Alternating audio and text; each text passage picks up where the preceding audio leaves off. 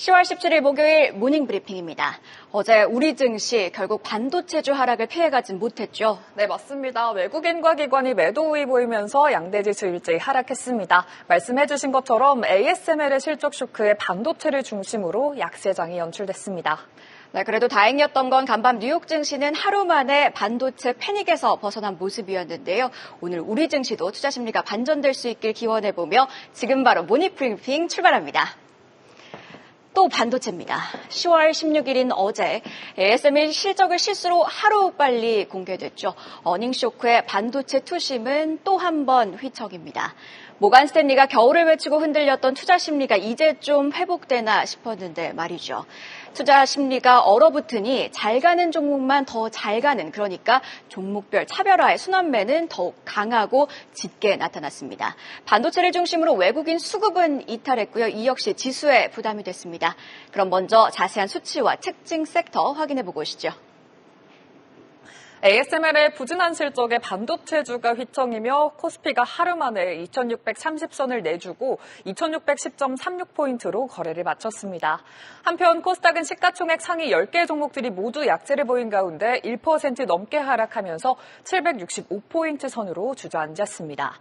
자세한 수급 상황 살펴보시면 코스피 현물의 경우 연일 매수 행진을 펼쳤던 외국인과 기관이 매도로 전환하면서 지수에 하방 압력을 가했습니다. 특히 외국인은 6천억 원 넘게 매도 우위 보이면서 대규모 물량 폭탄을 쏟아냈고요.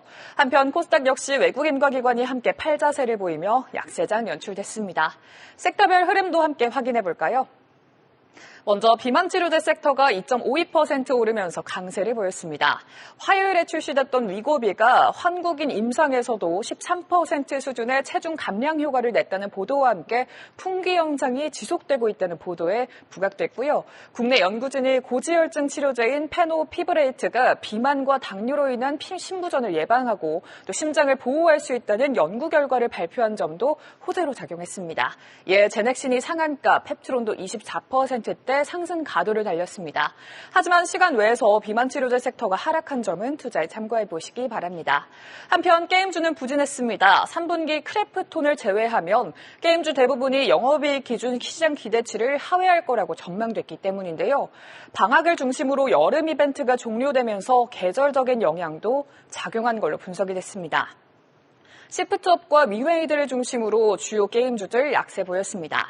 이어서 국제유가가 급락하면서 정유 섹터도 부진했습니다. 국제유가는 어제 4%대로 낙폭을 키우면서 2주 만에 최저치를 기록했는데요. SK이노베이션이 3.8%, S오일이 1.34% 하락하면서 정유 관련주 대부분이 내림세를 보였습니다. 이렇게 특징 섹터까지 살펴봤는데 그럼 이어서 어떤 뉴스가 시장을 움직였는지도 함께 확인해 보겠습니다. 네, 어제 양 시장 합해 하락 종목이 1,667개 종목이나 하락했습니다. 하락 종목 수가 상당히 많아 체감상 힘들었던 하루였는데요. 앞서도 언급했지만 이날 시장을 짓눌렀던 건 반도체죠. 첫 번째 헤드라인입니다. 삼성전자 내던지는 외국인 역대 최장 26거래일 연속 순매도입니다. 설마 했는데 어제도 외국인은 삼성전자를 팔았고 역대 최장 기간 순매도라는 기록을 깼습니다. 이날 반도체 관련 이슈는 여럿 있었습니다. 어제 지겹도록 시장이 이야기했던 ASML 실적은요.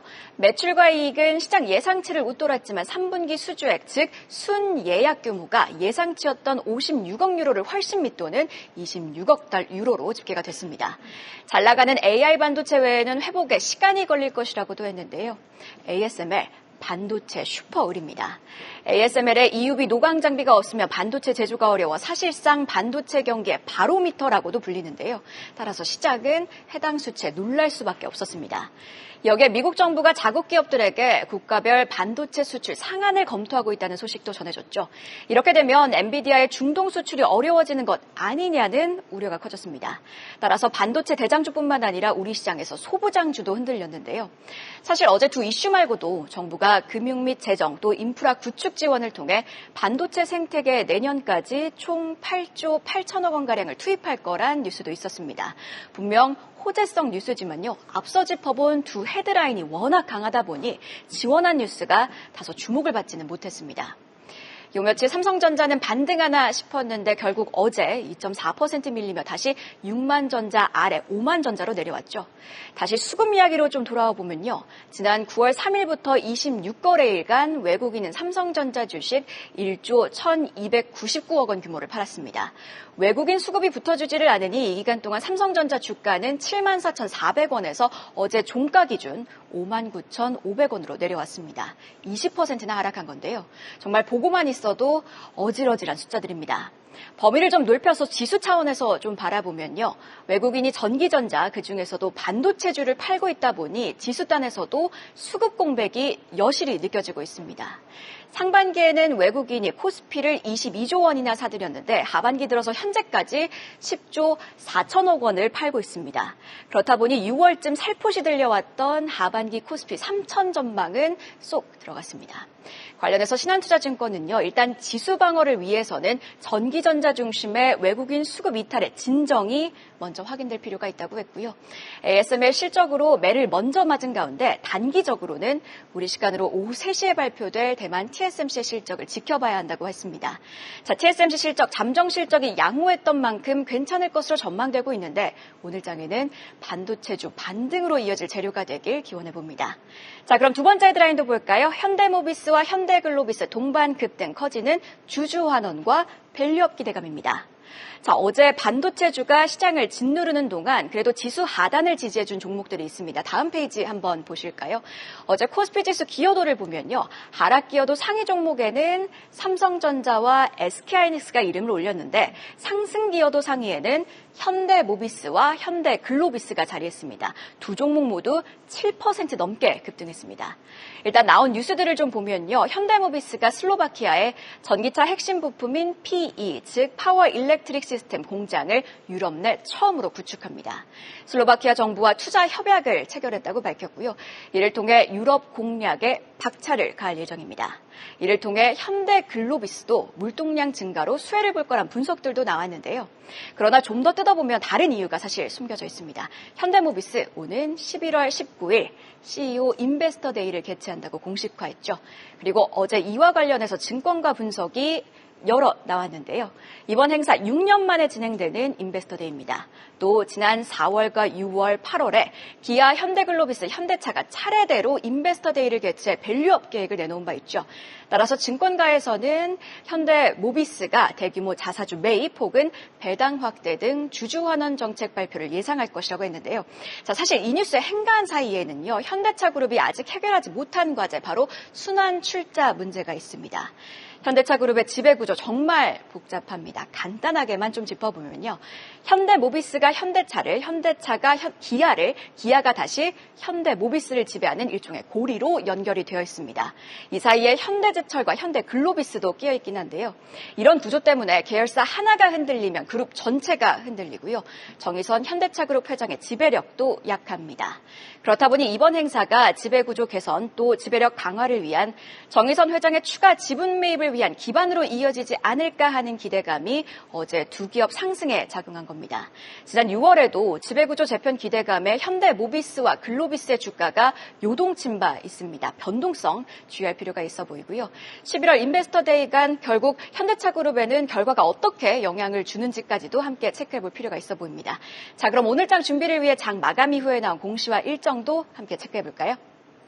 네, 장 마감 이후에 나온 공시도 함께 살펴보시죠. 우선 SK는 어제 공시를 통해 종속회사 ENS 시티가스가 2조 4천억 원 규모의 제3자 배정 유상증자를 결정했다고 밝혔습니다.